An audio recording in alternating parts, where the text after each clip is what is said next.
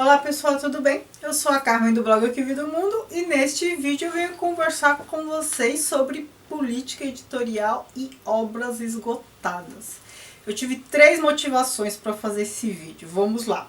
A primeira delas, quando eu fiz o primeiro vídeo sobre obras secundárias, um vídeo em que eu apresento obras que não são tão famosas de autores conceituados, nos comentários uma seguidora pediu para eu fazer um vídeo sobre obras que estão esgotadas ou que são de baixa circulação, enfim.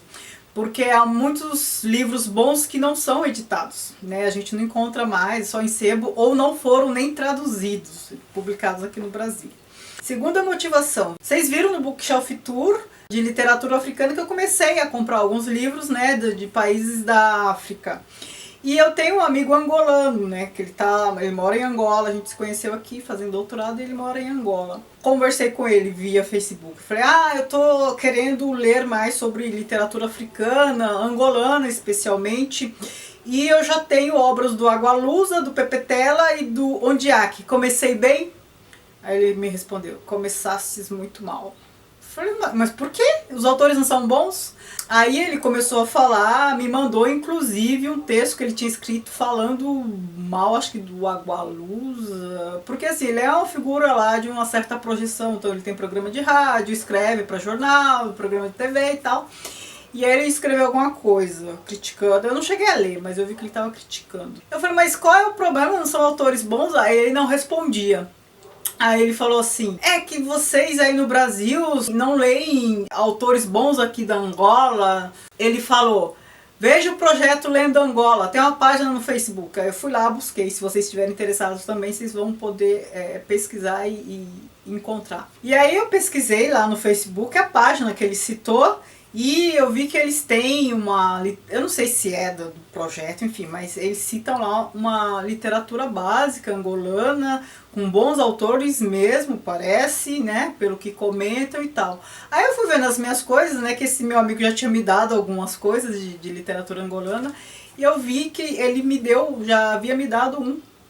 O autor é Wanyenga Chitu, Mestre da Moda e Outros Contos. É um dos livros que eles falam que é a literatura básica, clássicos da literatura angolana. É uma obra clássica e ele falou, esse tipo de livro não chega aqui no Brasil, Eu falei, nossa, mas a gente não tem culpa, a gente lê o que chega. Aí ele falou, porque o Brasil tem uma política editorial racista. E aí, foi aí que eu entendi a questão. Na verdade, ele não estava falando mal do Agualusa, do Pepe Tela, do Ondiaki. Termos literários. Ele estava criticando a política editorial. O posicionamento dele era político, que a gente lê autores brancos. E eu nem sabia que esses caras todos eram brancos. Eu sabia do Agualusa, os outros eu não conhecia. Comecei a pensar, Angola é um país de negros e brancos. E os autores que a gente conhece, os mais famosos... tô falando eu não sei se a maioria conhece outros famosos que não aparecem, que são famosos negros, são bons escritores, mas enfim. Angola é um país com uma população negra, branca, mestiça, mas nós não lemos autores negros da Angola. Aí eu comecei a pensar em outros países da África também, da África do Sul, por exemplo, que nos chega aqui também autores brancos. Então, se no país a população é mestiça, é composta por negros e brancos, a probabilidade de a gente ler um autor branco é muito, mas muito, muito maior do que ler de um autor negro. Num país onde há negros apenas, não branco, talvez acho que o caso da Nigéria, aí não há muito o que fazer. Mas se há essa opção, negros e brancos, tende a nos chegar livros de autores brancos. Vejam só o critério. Terceiro fator. Vocês sabem que eu estou fazendo alguns estudos filosóficos e tal, e por conta, por vontade minha. E aí eu estou lendo Platão, algumas coisas, e lendo sobre ele, estudando mais, eu descobri que Platão mandou destruir tudo que já havia sido escrito e que não era concordante à sua própria ideologia, à sua própria teoria, ou seja, tudo que era não platônico foi destruído. Ou seja, chega a nós o que é platônico. Ou no máximo o que não chega a necessariamente concordar com Platão, mas também não chega a discordar. E aí a gente tem 3 situações. Todas essas 3 situações apontam para questões sobre política editorial que a gente tem que pensar.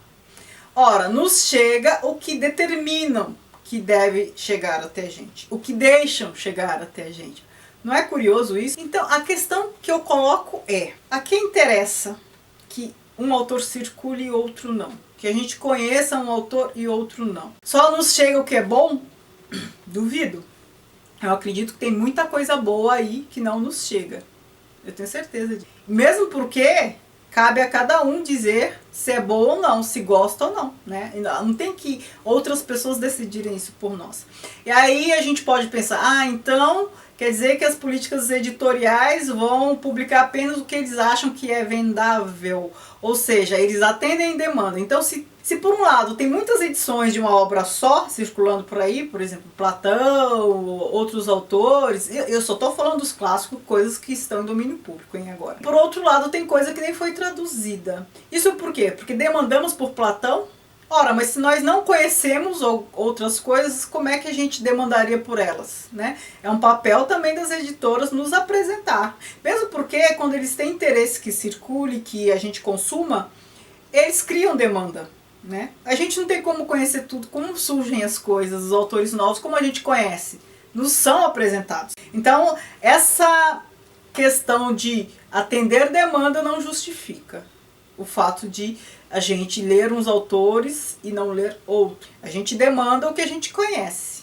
Se a gente passar a conhecer outros, a gente também pode demandar por outros. E pensando em livros que estão em domínio público, tem muitos que não foram traduzidos, que não circulam. Ora, então, em alguns casos, a questão de direitos autorais pode atrapalhar também a questão de editorial. Em outros, não. Nesse caso, em que livros já caíram em domínio público, qual é o problema? Eu vou dar um exemplo. Vocês sabem, como eu já disse, eu estou fazendo alguns estudos filosóficos. Eu li o Banquete de Platão, fiz até vídeo e tal, e lá Platão discute sobre o amor. E eu até falei para vocês, há outras perspectivas filosóficas sobre o amor, né? A gente só tratou de Platão. E aí eu tava buscando algumas outras coisas, né? Eu sei que Aristóteles fala de amor e tal. Aí eu descobri que o Rousseau tem uma obra em que ele fala de amor. É um romance. Fui pesquisar, fui buscar esse romance, não tem. A gente não acha. Eu consegui baixar no Kindle uma edição em francês. O nome do livro é Julie ou La Nouvelle Héloïse. Eu não achei esse livro em português. Eu não achei ele em francês que seja impresso. Eu só tenho em meio digital. Ora, é uma obra que está em domínio público. Eu acho que nem traduzida foi.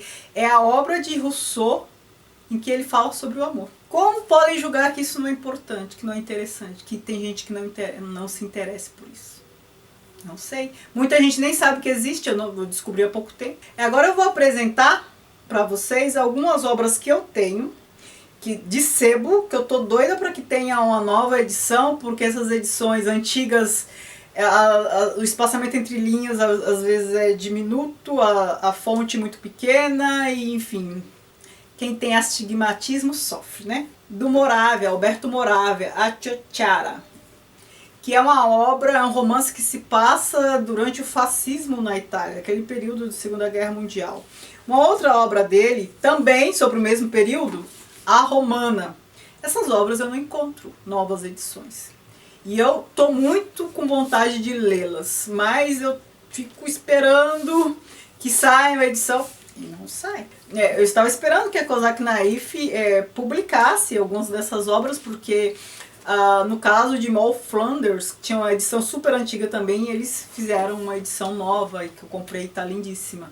Curcio Malaparte, A Pele, a mesma questão das outras, e se eu não me engano também trata do mesmo período, não tenho certeza, e eu não acho. Tirso de Molina, O Burlador de Sevilha. Eu tenho essa obra, eu comprei em sebo e está em espanhol. Essa obra não foi traduzida para o português. E esta obra é importante, né? Acho que é conto.